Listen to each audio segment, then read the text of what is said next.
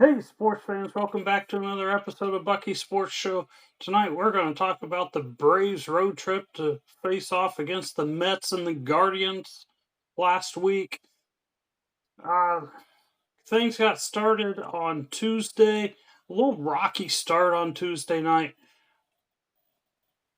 Spencer Strider got the start. Something is off with Strider this year. I don't know if it has to do with the Tommy John surgery he had last year or if it's something else, but something is not right. He went 4 innings, 8 runs, 8 hits, 2 walks, only struck out 2, gave up 3 home runs. Then they put in Cox. He went 2 2/3. He gave up 5 runs, 6 hits, 1 walk, struck out 2. He gave up 3 home runs. And then Williams, he came in, he went 1 1/3. He gave up 2 hits, but didn't allow a run.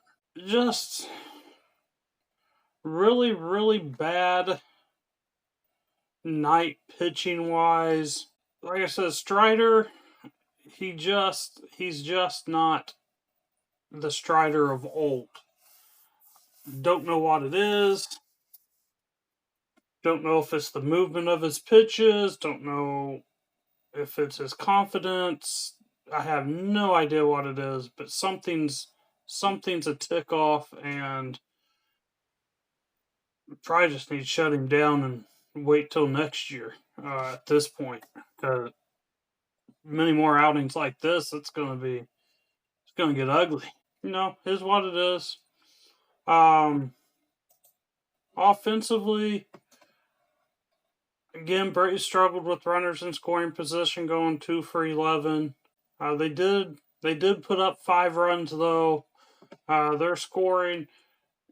They got an RBI ground out from Baldwin in the first. Then in the fourth, that's where they did their damage. They were down 5-1 at this point. Nacho Alvarez added a 2-run double.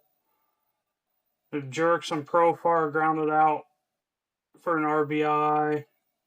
And Matt Olson had an RBI double. So they're able to get the game tied 5-5. From there, though, it was all Mets. They went on to score the next 8 runs. In this game, they hit 6 home runs. And I actually saw a tweet that had a picture of the scoreboard that said that they ran out of fireworks in their pyro chamber for the night because of too many home runs. I don't know if that was fake or real. Pete Alonso did break the single season, or not the single season. He became the all-time home run leader in the New York Mets organization, which is really crazy because I don't even think he's got to 300 home runs. So the fact that no one's reached that number as a Met is just wild to me. But nevertheless, they did shoot off some extra fireworks for that. I don't know, but they did hit 6 home runs, so that'd been a lot of fireworks go off. But bad game, bad offense, bad pitching, bad game. Let's move on. Wednesday night, Braves turned around, won this one 11-6. Pitching wise, Carrasco went 2 innings. He gave up 6 runs, 6 hits, 3 walks, 2 strikeouts. When you look at it, that's 14 runs from Braves starters in 2 games. Not the brightest of spots there. Just it's still hard to watch. It's still just hard to watch. The good news on this one though is while the Braves we're 3 for 7 with runners in scoring position, so you can live with that number. But you gotta be, you gotta get a couple more at bats in that, especially when you score 11 runs in the game. But Braves had a 9-run fourth inning. They got a bases loaded walk from Allen. Jurickson Profar had a 3-run double. Ozuna had an RBI single. H2, he had a grand slam to cap off the runs. So offensively, they put up 2, and then Ozuna had a 2-run home run in the 6th to give them their 11 runs. Braves scored 11 runs, but only did it in 2 innings. Not an awful night. Anytime you can score 11 runs, you should win games. But the starting pitching's got to get better. Starting pitching's got to be better. Can't give up 6 runs in 2 innings. Can't give up 8 runs in 4 innings. Just atrocious starting pitching. Now, with that being said, kudos to the bullpen. Bullpen was lights out. They gave up some hits. They walked some guys, but they didn't give up a run. They may have bended, but they didn't break. Just a really nice outing for the bullpen, which allowed them to hold on and get the win. Thursday night, Braves won this one 4-3. With this win, the Braves clinched the season series against the Mets. It doesn't really matter how bad the Braves are. They own the Mets. I can't explain it. I just accept it and like it.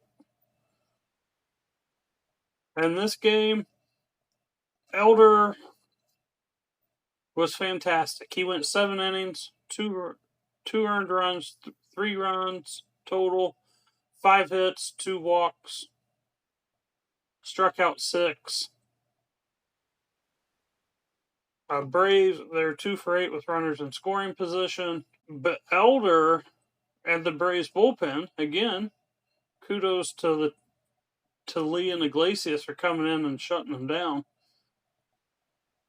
The Mets only had 2 at bats with runners in scoring position. They were 1 for 2 with runners in scoring position. When you can keep that lineup off of second base, fantastic pitching. Fantastic. For the Braves, Albies hit a home run. He also hit a RBI single, and H2 had a double, and Albies had another RBI double. So Albies, he's 3 for 4, 3 RBI. H2 is 1 for 4 with an H2 was 3 for 4 also with an RBI. Fantastic performance from them. Baldwin, he had another hit in a big situation, was set up H2 to bring him in. Allowed him to score a run. Just really, really nice performance there from Braves on the season against the Mets. The good news is we still playing 3 more times this week. We have them coming up this week 3 times. We could lose all 3 of them, still won the series. Just a really good performance in New York, minus the starting pitching the first 2 nights. Everything else you can live with. Even that first game, they scored 5 runs. You can live with that. Just like this game, they scored 4 and won the game. Tuesday night, if you don't give up 8 runs by starting pitching, maybe 5's good enough. But a solid series win, a solid season series win. That would be 2 series in a row that the Braves have now won. Just a fantastic performance in New York after Tuesday night. On to Cleveland, Friday night. A little bit of a pitcher's duel here. Waldrop was fantastic again. He went 6 innings, no runs, 2 hits, 2 walks, struck out 7. Here's a guy, Waldrop, last summer when he was called up for the Braves, was awful. He was not good. This year, when he got called up, he had added pitches, and he is sharp, and he looks great, and he should be a future pitcher for the Braves because he looks fantastic. With that, Braves bullpen, they went 3 innings. They didn't give up a run. They didn't give up a hit. They didn't give up a walk. Nothing. Fantastic performance from the bullpen again. Offense, Braves were 1 for 2 with runners in scoring position. They did get a bases loaded walk. Nacho Alvarez had that for an RBI, and H2 had a single in the 9th for an RBI. Just a fantastic performance all the way around. You want to see more guys get in scoring position, especially when you get 8 hits on the night. But you live with it. You move on. As a pitcher's duel, and you take the win and you move on to Saturday. All right, Saturday. Braves won this game 10-1. Just another fantastic performance all the way around. Joey Wentz, he went 6 innings, gave up 1 run, walked 2, 3 hits, 5 strikeouts. Stratton came in, he got a 3-inning save. He didn't give up any runs, no walks, 3 hits, 3 strikeouts. Lowered his ERA to 7.27, if anyone cares. Just a really nice performance there. Braves again, runners in scoring position. They were 3 for 9. When you're hitting over 300 with runners in scoring position, you live with it. Would you like to see more, of course? But, at the end of the day, you scored 10 runs. You take it. The good, again, Cleveland was 0 for 3 with runners in scoring position. They limited the amount of people that got hits. And then when they did get to second, they got shut down. Scoring, Nacho Alvarez got things started with a 2 runs with an RBI single.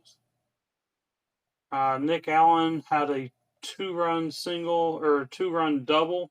Braves added a run on a wild pitch in the 4th. Matt Olson, he had a sac fly double play. The run did score, but Profar got thrown out at third base on one of the dumbest running decisions I had ever seen. At the top of the 5th, H2, he absolutely smoked a ball 453 feet. Just bombed it for a 3-run home run. In the 6th, Baldwin, he had a ground out RBI. Ozuna capped it off with the 10th run on a sac fly. A really nice performance here. And when you look at the Braves stats, one guy didn't get on base. One guy. Ozzie Albies was 0 for 5. Profar was 0 for 3, but he walked twice. Olson was 1 for 4. Acuna was 2 for 5. Baldwin was 1 for 5. Ozuna was 2 for 3. He got hit in the head. Didn't rattle him, though. H2 was 2 for 5. He had 3 RBI. Nacho Alvarez, he was 3 for 5. Allen was 3 for 4. Going back to H2, 2 for 5. That was his 8th straight multi-hit game. That tied an Atlanta Brave record for most multi-hit games in a row. The most in MLB is actually 13. Unfortunately, that came to an end on Sunday. But what a streak that guy has been on. Since the All-Star break, he has the most hits in Major League Baseball. The tweak he did with his swing has really paid off for him. Just another really good game. Just another really good game. And then Sunday, Braves won this one 5-4. Eric Fetty got the start again. Another starting pitcher that had a not so good of a game. He went 4 innings, gave up 4 runs, 3 walks, 6 hits, struck out 5. Bullpen came in, and they went their 5 innings, and they did not give up a run. Just a really, really solid performance. If there's one thing you want to see a little better in this game, Braves offense was 2 for 13 with runners in scoring position. Left 10 men on base. The flip side of that, though, is Cleveland was 2 for 12. So they were just as bad. Again, Nacho Alvarez, he grounded out, had an RBI. H2, he reached on an error that allowed a run to come in to score. Ozzie Albies had an RBI single. And then Jurickson Profar, he allowed 2 runs to score on a terrible fielding play earlier in the game. Just the ball was in his glove and it just came out. Terrible play. But he made up for it. He hit a 2-run home run, give Atlanta a 5-4 lead in the 6th. No one else scores. That's your final, 5-4. Each team had 10 hits. Braves had the 1 error. Guardians had 2 errors. It wasn't the cleanest game. But it's a sweep for Atlanta. Brooms came out, and it's been a while since they've had a sweep. And not only that, but that is 3 series wins in a row. They have not won 3 series in a row since April. So things here at the end are starting to trend in the right direction, which hopefully means next year they'll be okay when they get some starting pitching back from injuries. But this was a really, really nice week overall. You had H2 tying the record for multi-hit games in a row. The Braves bullpen, since August the 1st, they have the best ERA in baseball for the last 17 days. Braves are 8-2 in their last 10. Outside of the Milwaukee Brewers, who have won 14 in a row. Don't know if they won today or not. That is the second best in baseball. Actually, Milwaukee lost today. But still, Atlanta 8-2 in their last 10. This is what I expected to happen all year long. And it's happening at the end of August here. Hopefully that's a sign of good things to come for next year. We shall see. But good things happening right now. Bullpen's solid. Waldrop's good young starting pitcher. He's showing his potential and what's possible for him. Just probably giving me a false sense of hope for next year, but it is what it is. Coming up next week for the Braves portion of this, we got the White Sox and Mets at home this coming week. Hopefully, with as bad as the White Sox are and our ownership of the Mets, those will be a couple of wins coming up, and we can talk about some more series wins next week. That'll wrap up this show. Don't forget, this coming week, we're going to start our coverage of the Indiana State Sycamores college football. It starts next Saturday. A lot of things looking to be ready to look forward to. And we will see you next time. Don't forget to like, follow, comment. Have anything you want us to discuss, email us at luckysportshow@gmail.com.